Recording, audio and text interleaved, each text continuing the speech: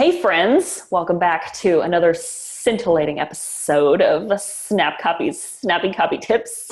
I'm a snake. Just kidding. That was really weird. I don't know why I did that. I'm Leanna Patch. Queen of the intros, and I'm James Turner.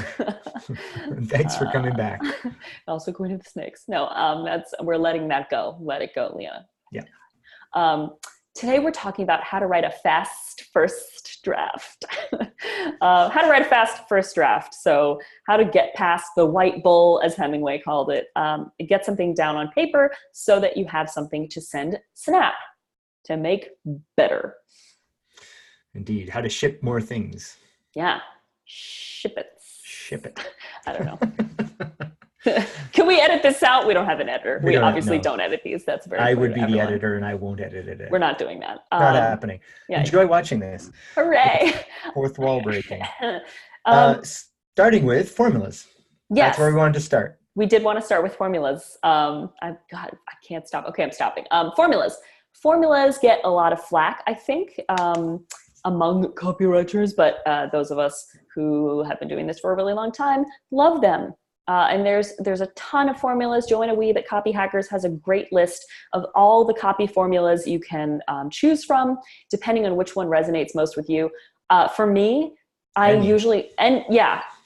me, and I think James, we both always start with PASS, which is super simple, very basic: problem, agitation, solution. Pretend that we edited the video to have PAS. Yeah.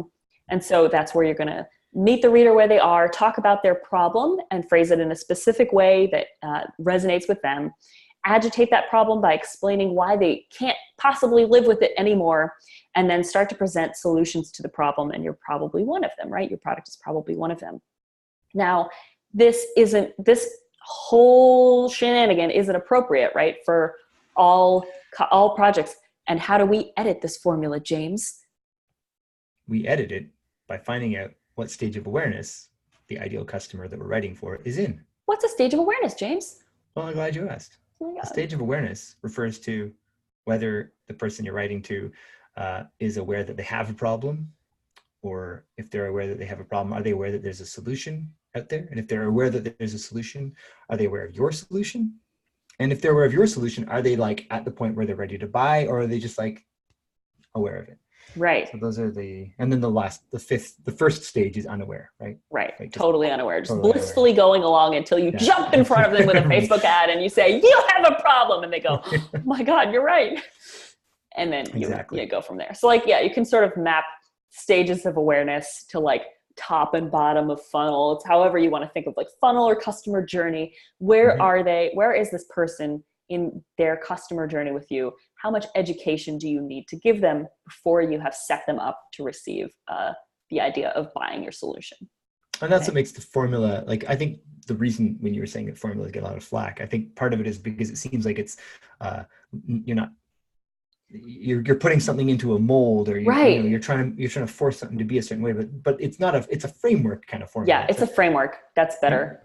Right? You can put it onto a customer in any stage. So the problem that someone who's unaware that they have a problem has is going to be very different from the problem of like someone trying to decide between, or someone who's tried a couple of solutions and you're the right one, right? Right. And you're writing to different people. And so it's not like a rigid formula, it's a flexible framework, right? And you can adjust it. But the point is that when you sit down to write whatever piece of copy this is, you don't have to start from scratch, because you already can just have PAS on your page. You can write, what is the problem of this person that I'm writing to? How is it affecting their life in such a way that feels really upsetting and agitating? And how can I present the solution in a way that makes sense to this person? So immediately you've moved from having nothing to having a solid place to start.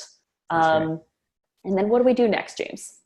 Well, if you are writing to someone with a problem, likely there are numerous, maybe multiple problems that are going to resonate with them, which is where messaging hierarchy comes in. Yeah. Maybe we'll talk about that. Maybe we have talked about that. But anyway, the pain points that your customers are dealing with are going to be those problems. And so you were saying before, like you can do problem, agitate, problem, agitate, solve. Woof.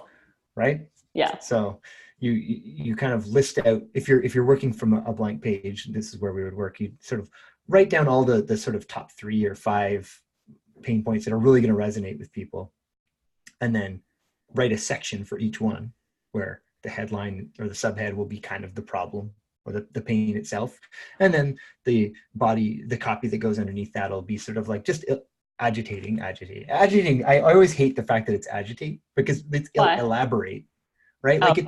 Yeah. you're kind of, problem feel like to you, or what does it look like in your daily life? It's not necessarily like make it so much worse, but sometimes that's what I like to do. Well, so there's definitely a place for that, but I find that the word kind of embraces it. Anyway, it doesn't matter. I think the point here, right, one of the points at least, is that writing more is always going to be better, because you can cut down later. If you decide like, oh, actually, this is too much information for this person. They already know all this. I risk losing them.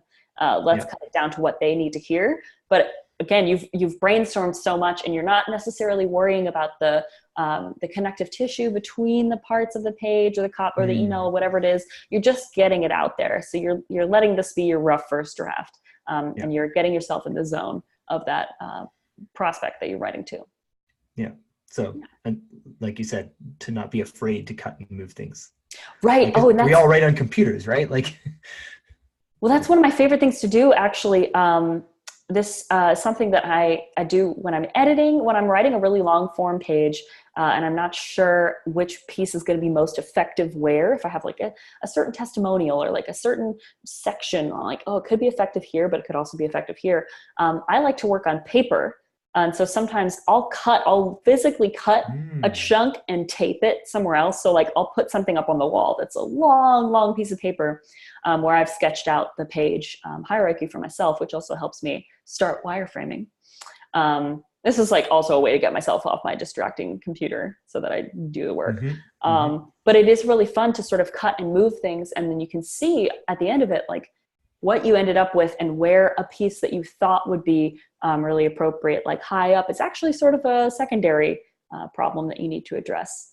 So TLDR, don't be afraid to move things around, and don't be afraid to emphasize only a few pains or problems or benefits. Because if you put the whole kitchen sink on there, again, that might be too much information for somebody who's already kind of halfway to the end zone. And not a good way to write a fast first draft. Right. So if you have a ton of problems that your product is solving, pick 3 to 5. Yeah. Pick the most common ones. Yeah. So consider stages of awareness. List out the pain points as they apply to that particular stage of awareness that you're writing for. Match the benefits of your product to those pain points. We haven't necessarily talked about that yet, have we? No, I suppose not. No. So that's the fun part, because now you're on a roll, right? And you're writing all your pain points, and then you're like, oh, well, my product or solution or whatever I'm offering, which is naturally great and not a shitty thing that you're trying to swindle people with, solves these problems. That's why I made it. So it's very easy to say, pain point, here's how we solve this. So like, my coffee is too hot. Good news, ice cubes make it colder. My water has no flavor. Good news, ice cubes make it flavored. I don't know if you have flavor. Maybe we're selling flavored ice cubes. Yeah, like, yeah. One of my ice cubes melted the other day, and I looked, and they were just like little white flecks floating in my water, and I was like, "What is that?" I've been drinking this. Ice is the one that'll get you, right? You purify. You like have filtered water, and then you'll just have tap water ice cubes that just melt into. Oh no, I don't have tap water ice cubes. I live in New Orleans, James. That's a good way to get a brain-eating amoeba.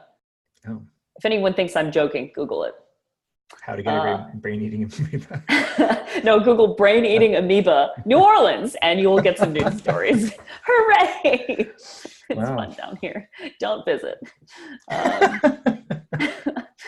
I was just thinking, so the benefit act like a little soft solution. Like your ultimate solution is like what you're selling, but the benefits are like the sell for each. So in terms of like the problem, agitate, solve, so then you have like a little series of problem, agitate, solve sections going down the page, ultimately leading to this overarching capital S. James, you're making this so complicated. It ain't that complicated, James. It's easy for me. I like to watch James think himself into a corner. No, it is easy for him. I just make fun of everyone I know and love on camera because that's who I am. That is a great way to think about it, building sections out, little PAS chunks at a time. So now you have this page full of stuff. And one easy way to start making sense of it and connecting all the sections is to make sure that your headers, so you always want to have headers, right, for each section, tell a story down the page. So, explain the problem and why it's important to solve it, agitate it a little bit or underscore how much you understand it, and make sure that if I were just reading down the whole page or the whole email, whatever it is, I would be able to tell what's happening and what you're offering me just by reading the headers. So you still have that body copy fleshing out for people who do read in a detailed way. But even if I were just standing back from my screen, I could still understand what you're offering me through reading the subheaders. And that would give you go on. Oh no, go on. I was just going to say, and that would give you a fast first draft. Fast first draft. And then I think the last piece of that is don't forget the call to action. Like, what are you trying to get people to do? And as you're reading through, again, step back, see how your reader would see this page. Don't get bogged down in the body copy details. Don't start editing the body copy. Just let it be. As you're reading through, think about where your perfect reader, who has, is at this certain stage of awareness, where they're going to be ready to learn more, to take the next step. That's where your calls to action should be. So if it's a button, put it there. If it's a link, put it there. And it's probably going to be multiple points throughout the page. So you'll want to catch the people who are ready right away. Maybe they're the more daring ones, or they've researched you more, they know more about you. So you have that call to action higher up. There's other people who are going to need more information. There are going to be spots that stand out to you on the page where it's like, oh, this is a natural next step place for a button or a link or some other call to action. Right? Absolutely. And then you have a fast first draft.